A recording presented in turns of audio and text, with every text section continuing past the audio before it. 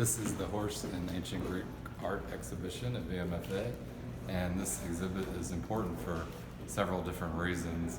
One, it is the first Greek art exhibition at VMFA in over 20 years. VMFA also did an iconic exhibition of South Italian Greek vases, such as this one, in the 80s, which was actually the first exhibition of South Italian Greek vases of note in the world, and also produced the quintessential catalog in the world for South Italian Greek pottery. So there's a lot of interesting firsts that have happened here at VMFA, and this is a great object to start with, from South Italy from around 300 BC, because it depicts a cavalry man in a funerary monument. And this is a funerary marker from about 330 BC from South Italy. So this really reinforces the importance of the horse in this man's life as a cavalryman, even after death. And this is a monumental vase that's on loan from Fordham University. And so the exhibit is a compilation of loans from many different institutions across the country, including the Met, the Penn Museum, the Tampa Museum of Art, and many others. So the exhibit is significant for the loans from institutions, but also the loans from a private collection that have never been on scene before. So the exhibit is laid out in a few different ways. There's a few different patterns and motifs. We go through the different stages of Greek vases, from the geometric phase with Near Eastern influence to the black figure, to the red figure, and then South Italian. But let's start with talking a little bit about the different forms of ancient Greek vases. Everything from an amphora, which was meant for storing wine, to a crater, which was meant for mixing wine and water, a hydra, which was meant for holding water, and then things like a kylix, which were meant for drinking wine. So all of these vessels really have something to do with olive oil or wine or water, and they were very utilitarian. The Greeks did not have the concept of art for art's sake with Greek vases that we think of today. They were things that they interacted with in their everyday life and really used, and they were also conversation pieces. So we'll start here with what is called the geometric phase, which is very early Greek pottery. And we can see here a lot of Near Eastern influence with the horse and the geometric designs. And these are from about 700 BC. But this is really the start of what we think of as Greek pottery with a lot of Near Eastern influence. Here we have another amazing object. It's an Arabalos with a really amazing scene of a man riding through a field of flowers that just really shows heavy Near Eastern influence as we begin thinking about Greek vases.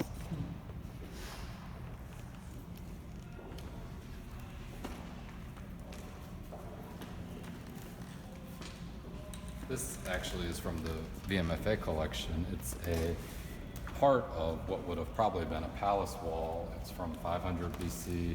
It's from Turkey, and the museum actually owns an entire wall, and this depicts a griffin and also a horse.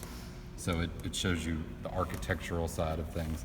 A lot of the objects in the exhibit are Greek vases, but also there are some architectural elements. There's a coin and some bronze figures as well.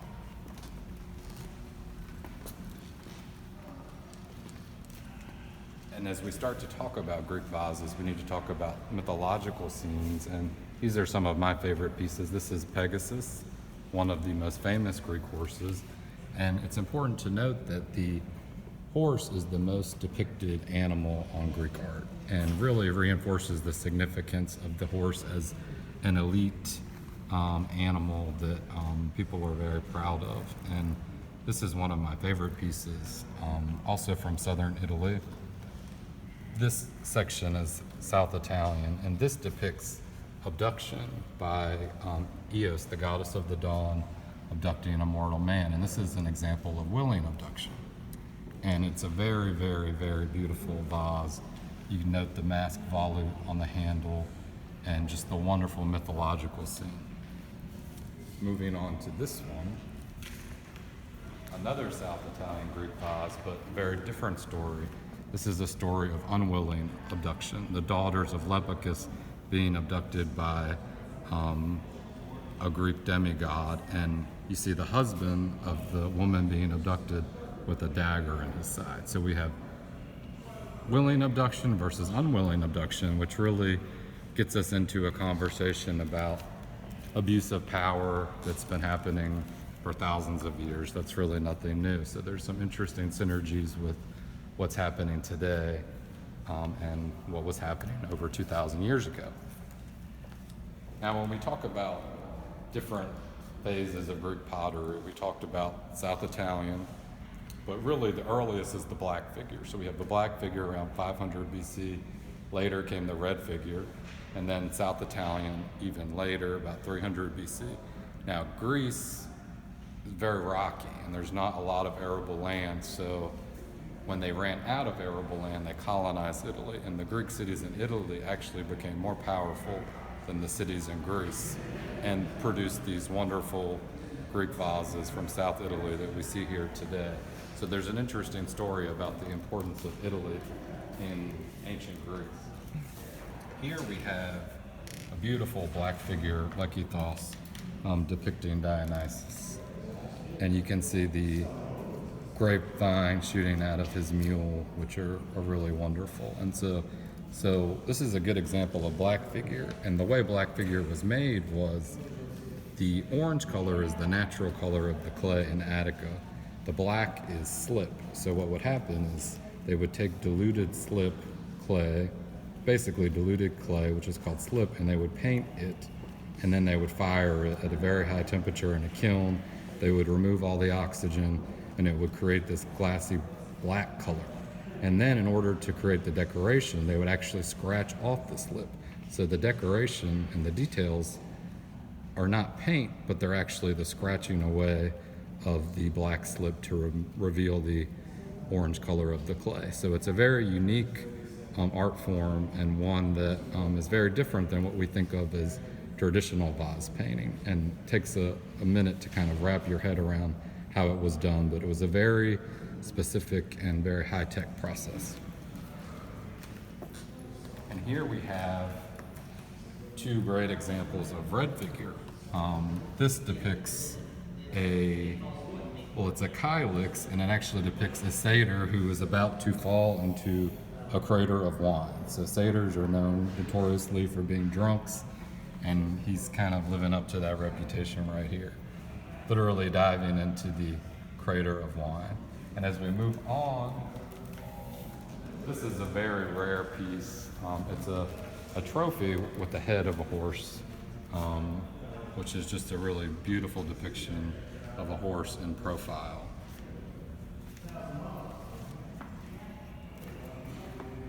Here we have a red figure, kylix, again, a drinking cup. So when you drank from a kylix, you would fill it with wine, and you wouldn't see the picture until you had completed the wine.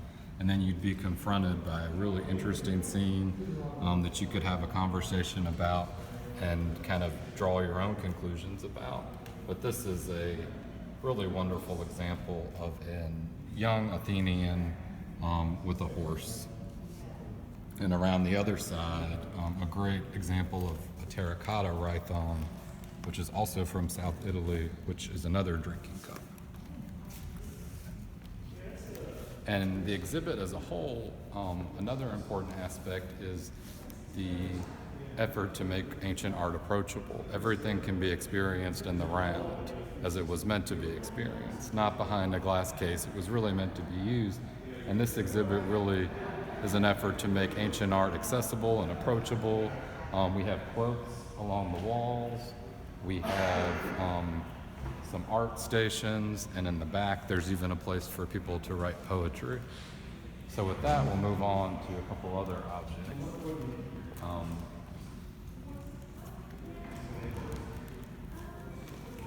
This is one of the most important and most interesting objects in the exhibit. It's a black figure cut by what's called the Virginia painter. And a lot of people ask, why do we call this man the Virginia painter? Well, the the short explanation is that we don't really know who the man was who painted this, but a very famous scholar at Oxford named James Beazley was able to group things together based on similarities. So he was able to put a group together and say this was made by a certain artist, and then he came up with a name for the artist. And since this was in the VMFA collection, he called this artist the Virginia painter.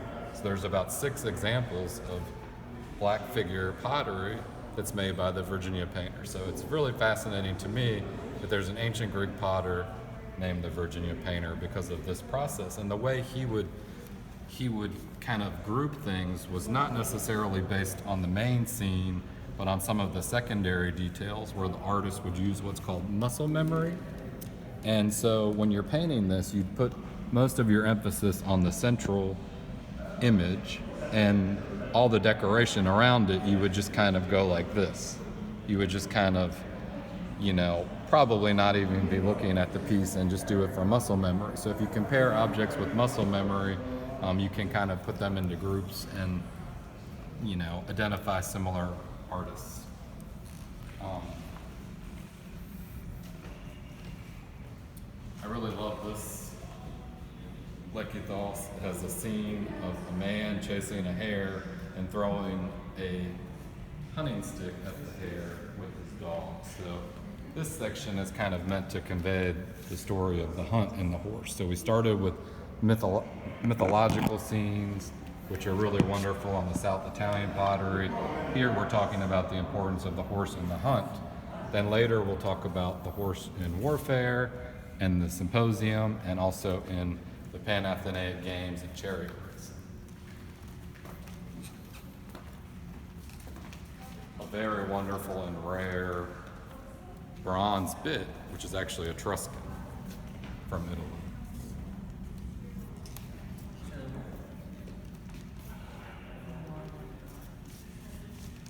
And I love this quote on the wall: "Gods and heroes are shown riding such horses, and the men who ride them well also look magnificent," by Xenophon.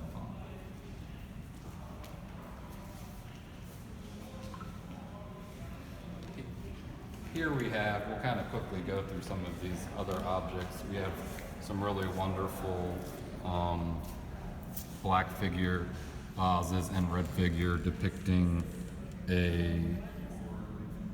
Hercules wrestling, but also a youth currycombing a horse. So this is kind of some imagery of taking care of horses in stables and whatnot. And then we'll move on to some really wonderful black figure depictions of warfare. So you see here the chariots and the horses, and there's a lot of detail and depth with various elements having to deal with war chariots. And this is one of my favorite small Lekythos, which really has a wonderful depiction of a war chariot. And here you can also see some white color that was used. White was used to depict chariot racers and sometimes women in black figure Greek art. And this is one of my favorite pieces, and it depicts 2 Greek cavalrymen literally trampling a Persian. And there's some very interesting symbolism and messaging that goes along with that, as far as this fear of conquest by Easterners, and Athens was actually conquered by the Persians. So I really love that piece.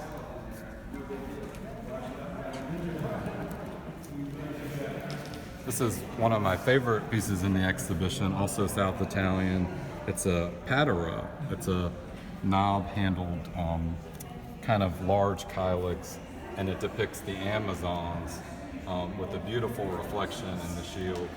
And the Amazons are a really fascinating people that are of a lot of interest, and there hasn't quite been as much research done on the Amazons as the Greeks per se, and so they're kind of compelling and interesting in that way.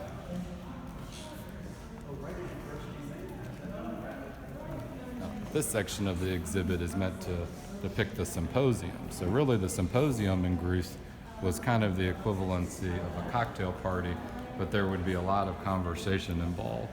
And this is interesting because it shows you a amphora, which would have been for storing wine, a a crater, which would have been for mixing wine and water, and then a kylix, which would have been for drinking wine. So it kind of takes you through the process. And this area was meant for people to kind of contemplate the idea of the symposium, and also there was an opportunity for folks to write their own poems. And here's an example of one of the poems. The poet laureate of Virginia actually wrote this one.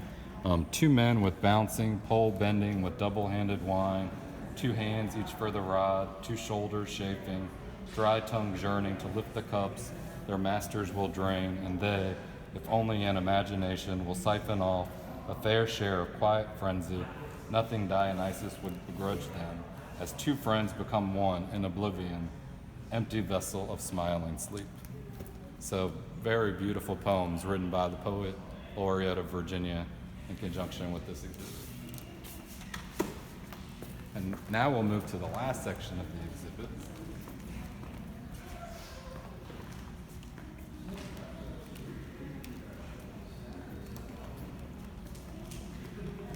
Which again talks about the horse and chariot racing.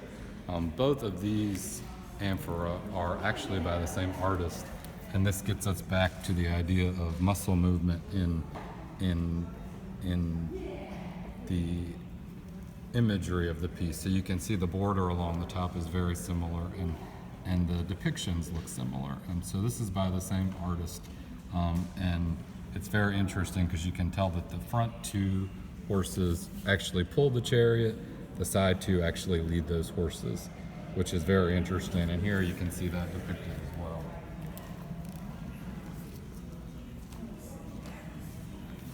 And we have on the back more images of horses.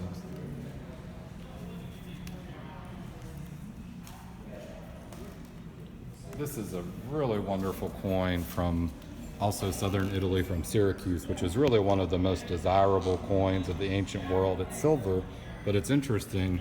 You can see here that Nike is crowning the horse, not the driver. So the horse was given the credit for the race, not the driver. And if the horse wasn't given credit, oftentimes it was the owner of the horse who was given credit. So it's interesting that the driver was often left out, but a really wonderful silver coin. And these are really just monumental Greek amphora on loan from the Metropolitan Museum depicting horse races and chariot races. And I really love this one because you can see the chariot racer with a very distinct look on his face, and you can see at first glance it looks like maybe 2 or 3 horses, but if you count the legs, there's actually 4 horses. So the Greeks just had to let you know that there was 4 horses there. And really wonderful pictures of the goddess Athena on the back as well. And we'll just quickly go through these last 2 cases.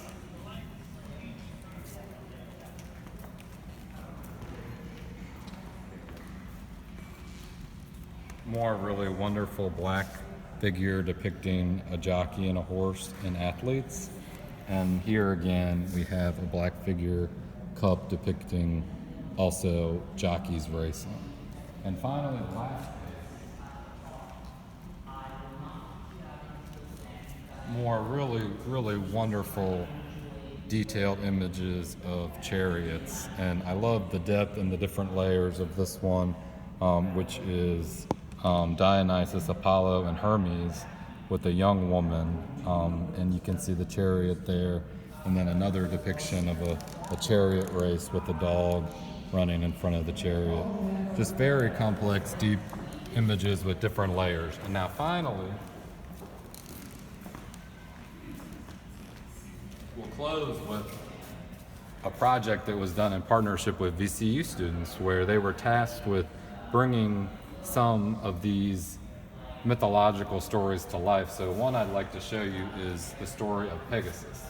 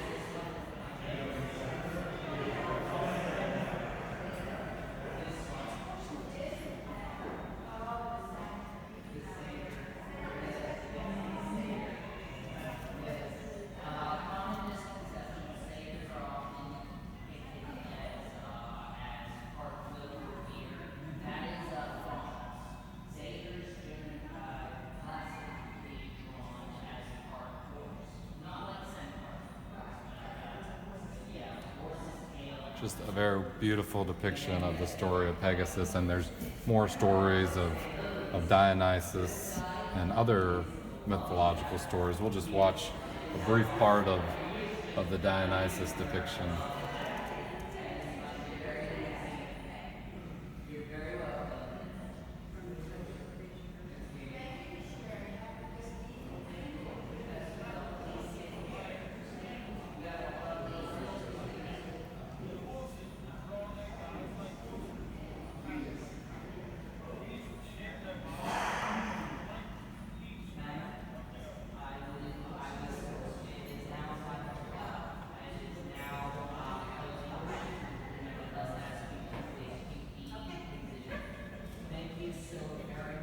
Here we have Dionysus drinking from the cup, and with that, that's the exhibition. And again, it's one of the most amazing exhibits I've seen at VMFA, and very iconic.